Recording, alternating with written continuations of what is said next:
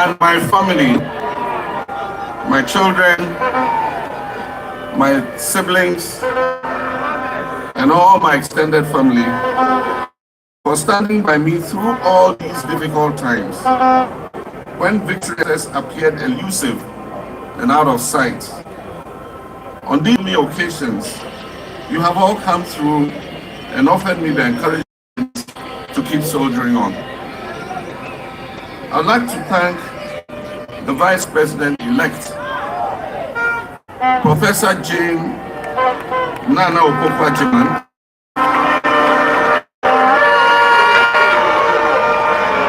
your humility and your sense of responsibility added so much to this campaign. The eyes of every young girl, woman, not only in Ghana, but in nations across this continent and the world, are going to be on you from today.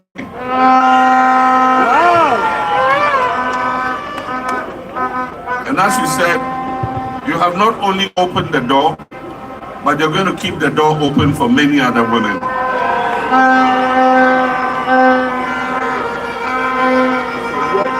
Your name has become synonymous with breaking boundaries. And like I said, you have opened the door of opportunity for many of our female citizens.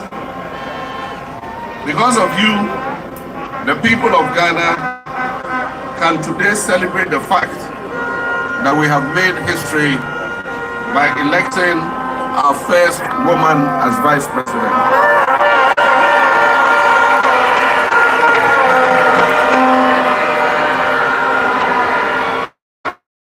Staff who have been with me over the last 8 years in opposition for the sacrifice and hard work they have put into this endeavor. To my campaign team members, to our party agents, and the who spent uncountable hours day and night working to secure this victory, I cannot thank you enough. To our Council of Elders, the gallant leadership of the National Democratic Congress, led by Chairman John Asiedu Ketia,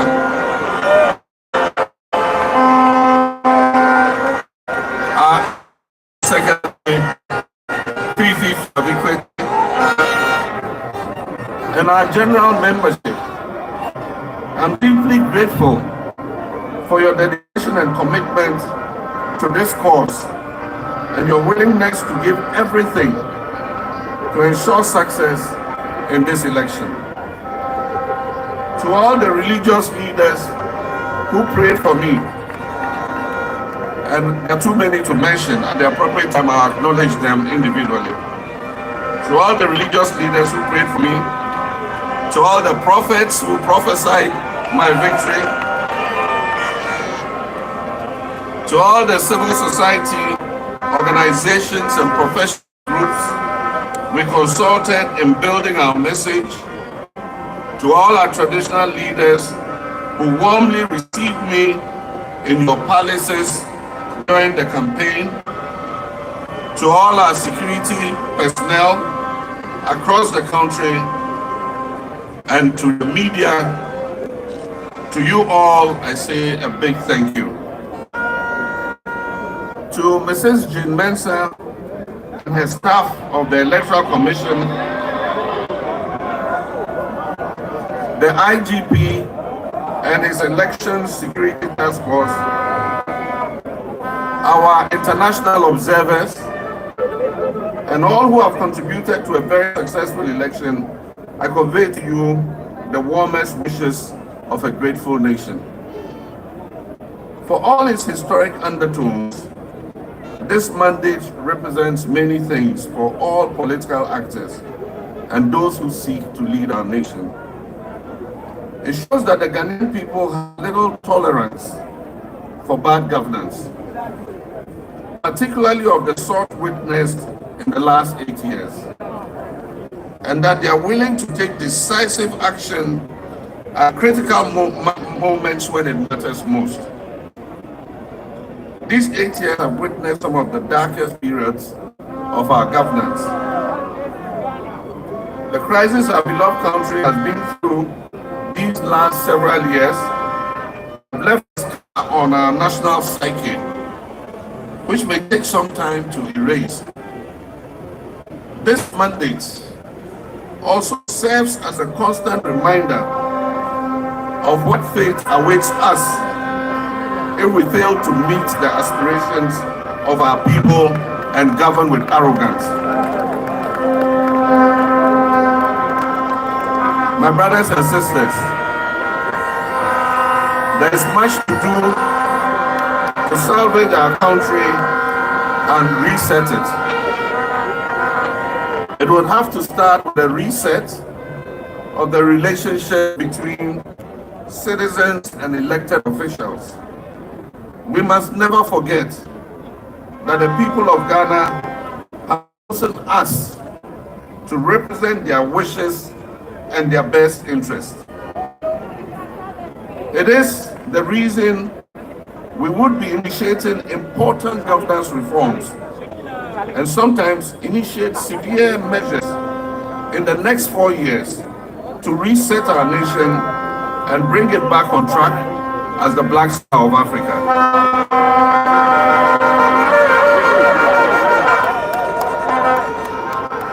The journey is not going to be easy, my brothers and sisters, because the outgoing government has plunged our dear nation into an abyss. However, we are determined to work together with you to build the Ghana we want, and I am certain that we shall win the battle. We intend to work together to restore the shattered confidence in our politics and governance system. This election and its outcome represents an opportunity for a new beginning as we can begin to write a new chapter of our collective story. We need to consciously set the tone for the new direction in which we'll be. My brothers and sisters, I want those words, my brothers and sisters, to be a reminder to all of you, a reminder to me, and to every individual who has just been elected or re-elected, that no matter what office you hold, no matter what your political affiliation is or has been in the past, the one thing we share in common is the nation Ghana. And it is that we want a much better Ghana. We want a Ghana that works for everybody and not just a few people. We want a Ghana that considers the well-being of all her citizens and affords them each the ability to live a life of dignity, a life of limitless opportunity.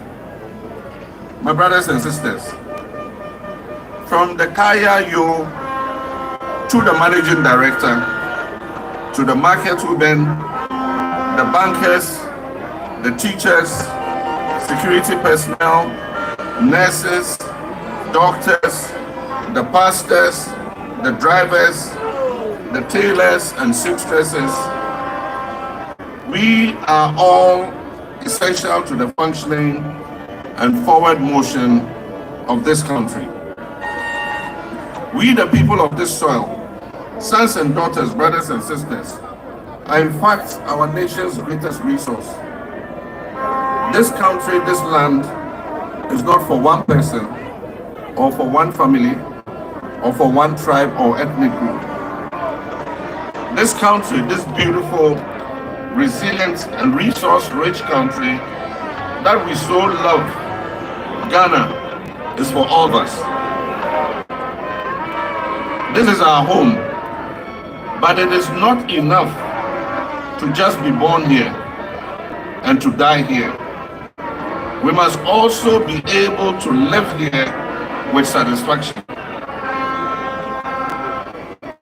We must be able to love, to dream, to laugh, to eat and dance, and drum and share all aspects of our culture that was handed to us by our ancestors. And to do that, we must create sustainable and well-paying jobs through the 24-hour economy initiative.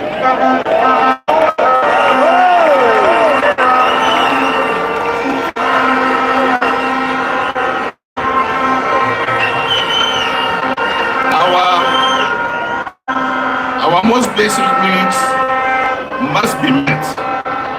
Affordable housing and healthcare, food and clean water, safe work and fair wages.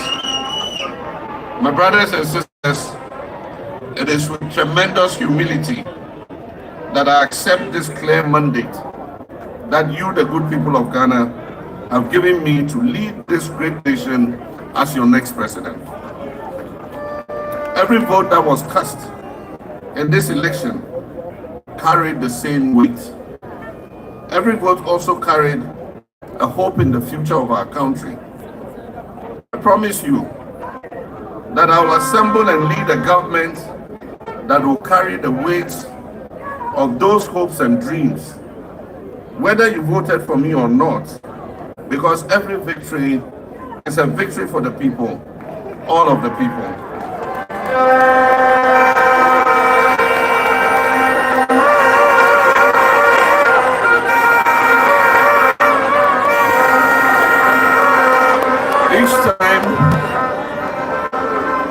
Each time we have free and fair elections and then conduct a smooth transfer of power, it reaffirms that our history